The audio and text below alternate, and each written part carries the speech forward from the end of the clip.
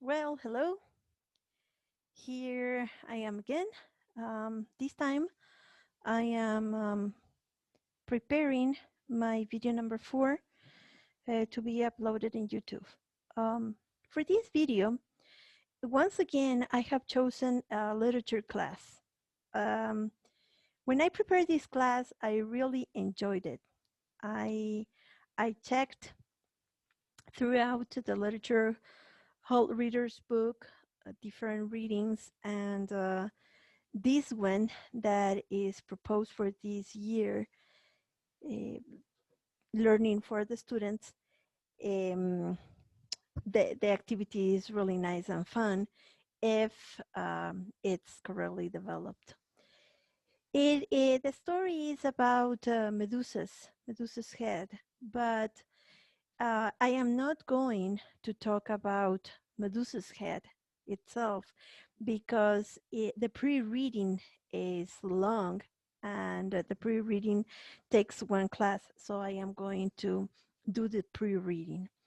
Uh, I believe that if the pre-reading is well done, then students will understand better the reading and will enjoy it as well, and will be able to learn and participate a little bit more, get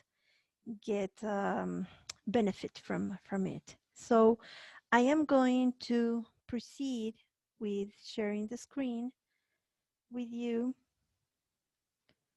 so I can begin explaining to you what it is going to be about. Um, Inside my lesson planning, this is lesson plan number 7. The theme is Medusa's head, which belongs to the literature um, subject, and it is the before reading the myth of Medusa's head. The this class was prepared for the junior year, which is for our school is the second year in high school, which would be segundo de bachillerato. The duration of the class is for 45 minutes, and the proficiency level is B2. They are pretty good at speaking, understanding, and working in English. Some of them still use Spanish, but not because they can't use English, but because they they are not they do not get into this way that the school has, that English teachers would speak to them only in English, and they have to approach to us in English. And if they can't say something, well, we will help them, but they can say it in Spanish, and then we help them repeating the same thing in English. So that way, they understand that they have to approach us in English. Okay, so here again, we cover the 4 TEFL objectives. Um, Sorry, I am very sorry, the phone rang. Um, Here we cover the 4 TEFL objectives, and the very first thing that we will be doing is taking a look at a picture that I am going to present you right now. This picture. This is going to be the onset, the anticipatory set, which will be about foretelling. Okay, so students will have to um, try to guess what the class is going to be about. Okay, they are going to make educational predictions. They are going to infer about what the class is going to be about. And of course, it's going to be about fortune telling, foretelling, right? It, this is very important and links very well with the myth of Medusa's head, because inside the myth, inside the story, it is very important to understand a foretelling that one of the authorities receives. Uh, And this will help me develop speaking a lot because my students will be asked inside the, the input teaching, they will be asked if they have had an experience about fortune telling. Uh, I am sure they do. I am sure they do. And some anecdotes will come out. Um, I will be modeling one anecdote that I have for them that happened to me anyway. So this is a true story, and that engages a lot the kids to work and to collaborate and to speak, which is one of the main objectives for them to speak.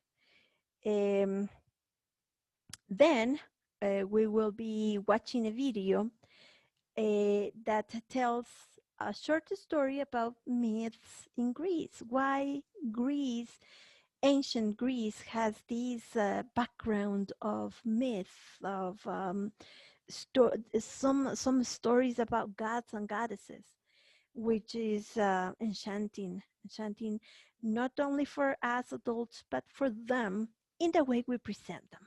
Okay, so they will be listening to it, and then in speaking, they will be reporting what they heard, and that will help us to continue because then we will read the previous activity to reading that made a connection, which is foretelling the future. So we will be reading about this, what it means, how it is, it works. Okay, for this they have to use structures. They have to use grammatical structures. They have to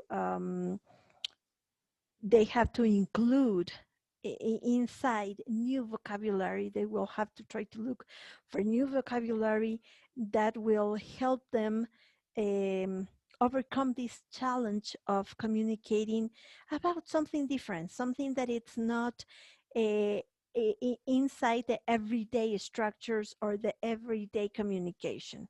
So that will help me a lot for them to develop inside the methodology the communicative language teaching. Okay. After that, once again we will go back and try to put things together. And so for such, what we will be doing is working in the next part of the worksheet as modeling. I will be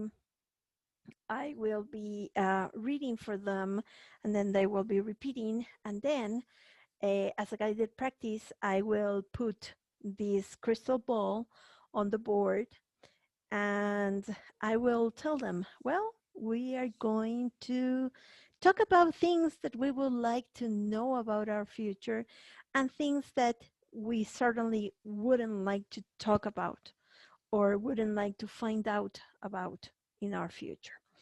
uh, I will I will put myself as a model, so I'll tell them what I would like to do and what I won't like to know. And after that, as an independent practice, what we are going to do is they are going to get in couples and work with the same activity, do the same activity. And as an assessment, these times, so since this class is kind of long, it's going to take a long time to work in this. I will send a homework, and for homework, they will have to write a short summary about foretelling and its connection with the Greek myth that we are going to talk about in the whole class. Uh, as I close the class, as a review and a follow-up, uh, we will make a quick review about the things that we talked. We will make like a summary about the video that we watched, the important things that we watched in it, gods, goddesses, myths, stories, for telling the future inside those stories, and what came up about what they wanted to know about their future and what they definitely don't want to know. Maybe they are scared of, and to find out why, to make them once again communicate and express their feelings about why they don't feel comfortable about knowing the future, or why they feel curious about knowing about the future. This will help me a lot in teaching English because they learn to communicate in a natural way. They learn to communicate in an environment that is full of enchanting, not something that is you have to speak or you have to talk or it's a must, otherwise you get zero. No, here they communicate because they want to express their feelings, they want to express their anecdotes, they want everybody to know what's going on with them. So that is the way this is going to work, and that is the way this is going to help them to become more fluent in English and to develop the four skills that are very necessary for them to continue forward in learning the language. I hope you enjoyed my explanation, and I'll see you in my last video.